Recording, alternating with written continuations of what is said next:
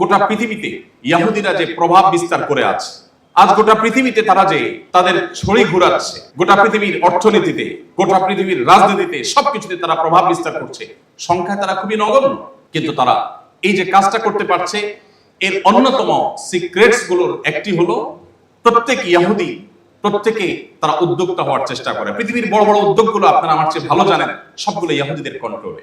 দুর্ভাগ্য সেই মুসলিম তরুণের জন্য, যে মুসলিম তরুণ চাকরি করার জন্য, অন্য অর্থে আরো সহজ অর্থে সরল অর্থে চাকর হওয়ার জন্য যে মুসলিম তরুণ চেষ্টা করে। আমি আপনাদেরকে উদাত্ত আহ্বান রাখতে চাই, আমাদের নবী মুহাম্মদ সাল্লাল্লাহু আলাইহি সাল্লাম তিনি চাকরি করেছেন, চাকরিকে আমি খারাপ বলছি না, তিনি অন্যের অধীনে কাজ করেছেন, কিন্তু তার জীবনের বড় অংশ কেটেছে চাকরি করে নয়, ব্যবসা করে, উদ্যোক্তা হয়ে।